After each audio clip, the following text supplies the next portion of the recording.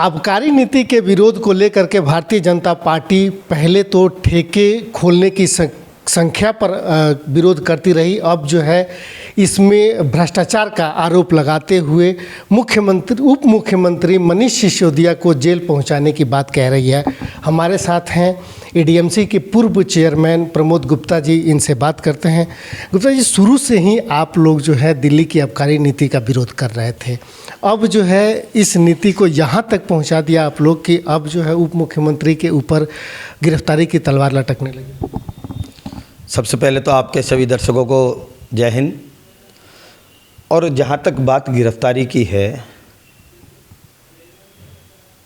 जब दिल्ली की जनता को बर्बाद करने का ठेका वो लोग ले लें जो दिल्ली को आबाद करने के लिए जनता से वोट लेके आए थे, दिल्ली को लंदन, पेरिस और सिंगापुर बनाने की बात करके वोट लेके दिल्ली को आए थे, जिन्होंने यमुना को थेम्स बनाने की बात कही थी, वो आज यमुना के पानी की तरह गली गली में शराब बहाने की बात कर रहे हैं, शराब की नगरी बनाने की बात कर रहे हैं। ये बात तो आपने वोट लेते हुए नहीं करी थी। आपने जनता से ये तो नहीं कहा था कि मैं गली गली में शराब की दुकानें खुलवाऊंगा।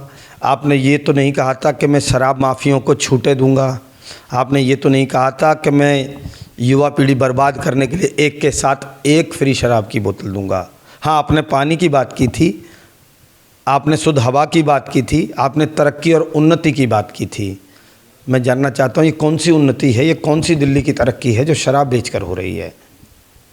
हाँ, आपकी तरक्की ज़रूर है, क्योंकि आपके पाप अब खुलते जा रहे हैं और उस पाप का इतना बड़ा भंडार हो गया है कि अब तो मुझे लगता है कि जेलें कम पड़ जाएंगी और निश्चित ही चाहे मुख्यमंत्री हो, चाहे उप मुख्यमंत्री हो, या इसके पीछे जो भी व्यक्ति हो, हर भ्रष्ट व्यक्ति को सज़ा होनी चाहिए, कड़ी से कड़ी सज़ा होनी चाहिए, जिससे कि आने वाली पीढ़ी उससे सीख ले, आने वाले लोग सीख ले।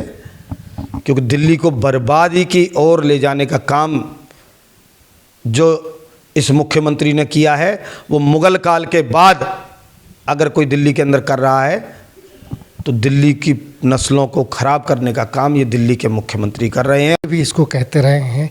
इस बार भी जो आरोप लगा है और जिस जांच की आदेश सीबीआई को दी गई है, मैं माफ़ी चाहूँगा, बीच में आपको रोक रहा हूँ। कट्टर ईमानदार होने का तो वादा लालू यादव भी करते रहे हैं। कट्टर ईमानदार होने का और अपनी बिना किसी गुनाह करने का हर कातिल, हर चोर, हर गुंडा, हर बदमाश, हर डाकू जाके कोर्ट में यही कहता है कि मेरे से ज़्यादा स्वच्छ, साफ और ईमानदार नहीं है। तो क्या वही कातिल, वही मजलूम, वही जज, वही फैसला सब करेगा? ये तो इनकी अलग परंपरा है कि खुद ही चोरी करते हैं तो खुद ही सर्टिफिकेट बांटते हैं, तो 20 मिनट में जांच हो जाती है इनकी। 151 से अधिक केस भारतीय जनता पार्टी की ओर से या आरोप लगाए गए केंद्र सरकार की ओर से भी, किसी में भी कोई भी आरोप साबित नहीं हुए।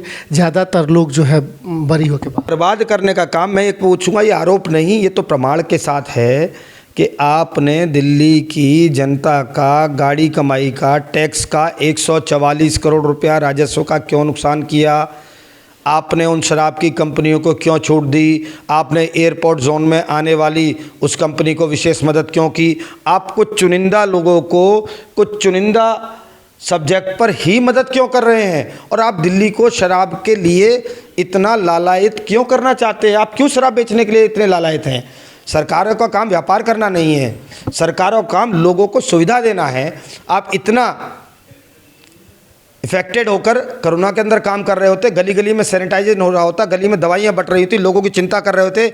आपके वो शराबी उप मुख्यमंत्री जो शराब की कमाई खा रहे हैं, इसलिए मैं उन्हें शराबी कह रहा हूँ, वो मुख्यमंत्री, वो उप मुख्यमंत्री जब लोग मर रहे थे गलियों में तब दवाई बांटते, तो आज मैं उन्हें दवाई वाला मुख्यमंत्री कहता।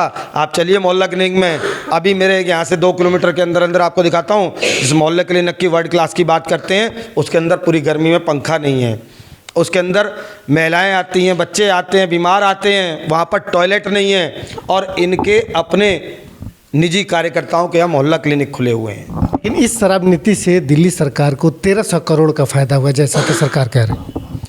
दिल्ली सरकार को ही फ़ायदा हुआ है और सरकार के कारिंदों को भी बहुत फ़ायदा हुआ है और उसी का तो हम आरोप लगा रहे हैं, इसलिए तो जेल भेजने की बात कर रहे हैं। लेकिन अगर भ्रष्टाचार हुआ होता तो इतने बड़ा फायदा कैसे हो सकता था? ये तो कोर्ट साबित करेगा, लेकिन और यदि किंतु परंतु नहीं, हमारा मानना है निश्चित भ्रष्टाचार है और सिर्फ मिथ्या पर या मनगढ़ंत बातों पर ही, तथ्यों के साथ, आरटीए के साथ हमारे लोग आकर चैनलों पर आकर बोल चुके हैं, हमारे प्रवक्ता बोल चुके हैं, भारतीय जनता पार्टी के बहुत वरिष्ठ लोग और बहुत सारे लोग इन बातों को तथ्यों के साथ रख सके हैं और इनको हम छोड़ने वाले नहीं। केंद्र सरकार जो है और भारतीय जनता पार्टी आम आदमी पार्टी से डर गई है, दिल्ली के विकास के मॉडल से डर गई है, इसलिए वो इस तरह के हथकंडे अपना रही है आम आदमी पार्टी को रोकने के लिए। निश्चित साहब, हम तो डर गए हैं और बहुत डरे हुए हैं। इस दिल्ली के बच्चों को मत बिगाड़ो, इस दिल्ली के भविष्य से डरे हुए हैं। दिल्ली के लोगों के साथ आप क्या करने वाले हो ये सोचकर उसकी कल्पना से डर रहे हैं। दिल्ली का जो विकास का मॉडल आप ये शराब वाला दिखा रहे हैं, हम इससे बहुत बुरी तरह से डरे हुए हैं। निश्चित हम एक जागरूक नागरिक हैं, एक जागरूक और सजग और राष्ट्रभक्त पार्टी के कार्यकर्ता हैं, तो डरना हमारा स्वाभाविक है। हर भारतीय जनता पार्टी का कार्यकर्ता डरा हुआ है, हर भारतीय जनता पार्टी का सपोर्टर और वोटर डरा हुआ है कि दिल्ली का भविष्य क्या होगा, ये पार्टी किस तरफ दिल्ली को ले जाना चाहती है, इससे हर कोई डरा हुआ है।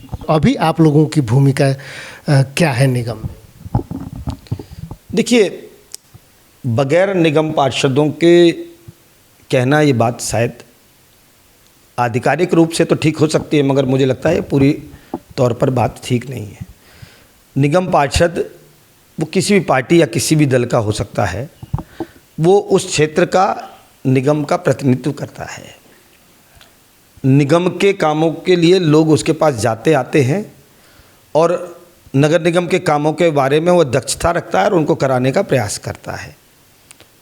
आज मेरा ठीक है, मेरा कार्यकाल समाप्त हो चुका है, मैं आधिकारिक रूप से निगम के कार्य कराने की स्थिति में नहीं हूँ, मगर एक नागरिक के नाते, एक समाज के सजग प्रहरी के नाते, एक क्षेत्र के जानकार के नाते मैं कोई भी काम कराने में आज सक्षम हूँ। आप कोई भी निगम का काम लेके आइए, मैं आपके पास आग्रह करता हूँ, निवेदन करता हूँ, मैं आपकी सेवा में हाजिर था, हाजिर हूँ और उसी प्रकार से 24/7 हाजिर रहूँगा और आपके सभी काम होंगे। निगम अपने काम कर रहा है और दक्षता के साथ काम कर रहा है। व्यवस्थाओं में थोड़ा सा परिवर्तन है।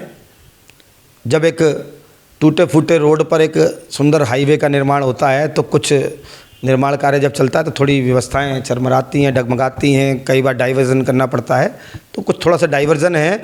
निगम पहले से अधिक सशक्त, अधिक सुदृढ़, मजबूत और अच्छी स्थिति में आएगा और हमारा प्रयास है कि भारतीय जनता पार्टी के अधिक से अधिक आने वाले चुनाव के बाद ईमानदार, सच्चे और अच्छे लोग और कर्मठ लोग और अनुभवी लोग चुनकर आएँ, जिससे इस दिल्ली के निगम को एक आदर्श निगम बना सके, क्योंकि निगम को अच्छा बजट मिले और निगम लोगों की सेवा के कार्य पहले भी कर रहा था, अभाव में कर रहा था, अच्छे कार्य करके दिखाए। मतलब यमुना विहार में जो निगम की जो सेवाएं हैं वो बेहतर हैं, सुदृढ़ हैं आपके हिसाब से? बिल्कुल बेहतर है, मैं कर रहा हूँ और करूँगा।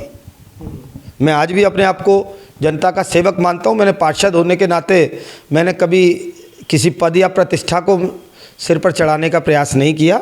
मैं तब भी अपने क्षेत्र के लोगों की सेवा पार्षद होने से पहले भी करता था, पार्षद के समय में भी की और आज दायित्ववान रूप से पार्षद नहीं, मैं अपने मन से अपने आप को इस क्षेत्र का सेवक मानता हूँ, तो आज भी सेवा कर रहा हूँ। अभी भी देखिए मेरा कार्यालय चल रहा है, लोग बैठे हैं और निरंतर यूँ ही चलेगा। मैं जब तक समाज सेवा की भावना मेरे भीतर है, मैं लोगों का कार्य करता रहूँगा। तो ये थे प्रमोद गुप्ता, जिनसे हम बात कर रहे थे दिल्ली में शराब को लेकर के जो राजनीति चल रही है उसके ऊपर, केंद्र सरकार का जो दिल्ली में वन महोत्सव कार्यक्रम के ऊपर जो अतिक्रमण हुआ उस पर बात कर रहे थे। फिर निगम को लेकर के हमने बात किया कि किस तरीके से निगम पार्षद जब रहते हुए प्रमोद गुप्ता अपने क्षेत्र में जितने सक्रिय थे और जितने दायित्वों के साथ सक्रिय थे, एक सामाजिक कार्यकर्ता के रूप में, एक राजनीतिक कार्यकर्ता के रूप में आज भी लोगों के लिए जो है क्षेत्र में सक्रिय हैं।